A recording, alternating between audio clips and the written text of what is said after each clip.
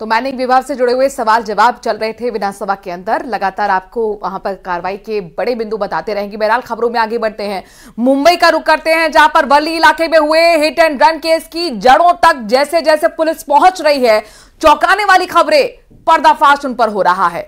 मामले के मुख्य आरोपी मिहिर शाह ने पूछताछ के दौरान पुलिस को जो कुछ बताया उसे सुनकर आप भी सन्न रह जाएंगे।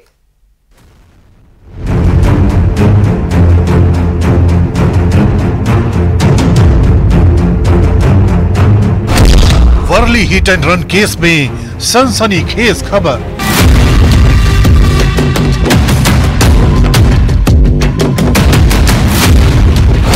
आरोपी मिहिर शाह ने कबूला रोंगटे खड़े कर देने वाला सच।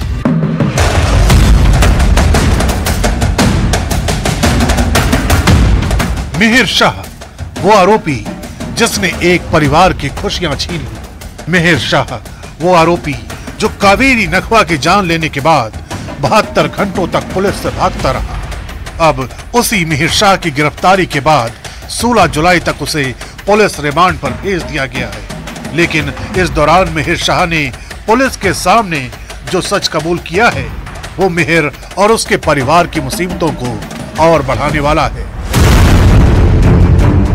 क्योंकि मिहिर शाह ने ये बात कबूल की है कि जिस वक्त हादसा हुआ उस वक्त गाड़ी वही चला रहा था।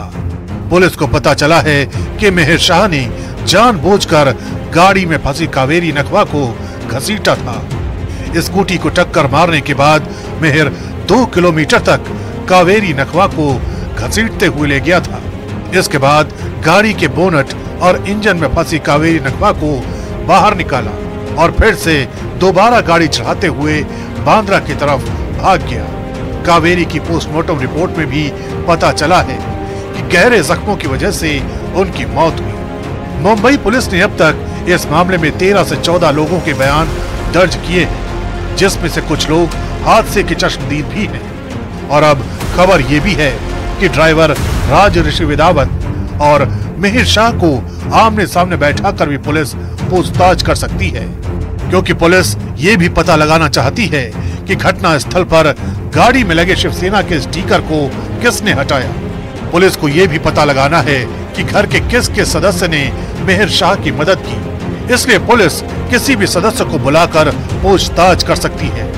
मिहिर शाह ने पुलिस को ये भी बताया है कि उसके पास लाइसेंस है, लेकिन अभी तक पुलिस के पास वो लाइसेंस नहीं पहुंचा है। मिहिर शाह से पूछताछ में ये भी पता चला है कि पहचान छिपाने के लिए उसने अपनी दाढ़ी और बाल कटवा लिए थे। इसलिए पुलिस अब ये भी पता लगाएगी क्या किसी ने मिहिर का हुलिया बदलने में उसकी मदद की।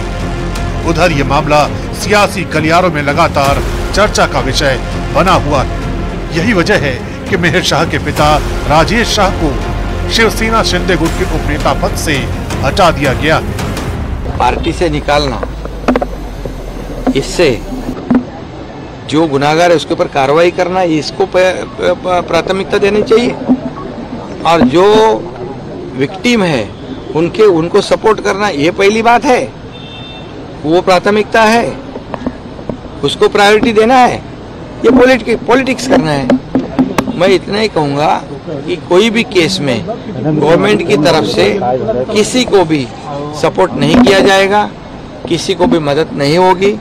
मेरे इंस्ट्रक्शन आपने देखे, पुणे में भी एक्शन हुई है और यहाँ भी आप देख रहे हैं। फिलहाल पुलिस के सामने अब सबसे बड़ी चुनौती उन लोगों तक पहुंचने की है जो इस वारदात के दौरान मिहिर का किसी न किसी रूप में साथ देते रहे।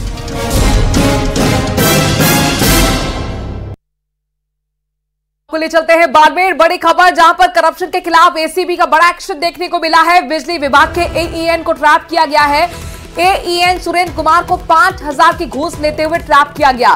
3 फेज बिजली लोड करने की एवज में घूस मांगी गई थी। 10,000 रुपए पहले ही आरोपी एईएन ले चुका है और अब उसे ट्रैप किया गया है। एसीबी का बड़ा एक्शन करप्शन के खिलाफ बाड़मेर में देखने को मिला है, जहां पर बिजली विभाग के एईएन को ट्रैप किया गया। सुरेंद्र कुमार इसका नाम बताया जा रहा है। 5000 की घूस लेते हुए ट्रैप किया गया और बताया जा रहा है कि 10,000 रुपए पहले ही रिश्वत में ये आरोपी एईएन ले चुका है।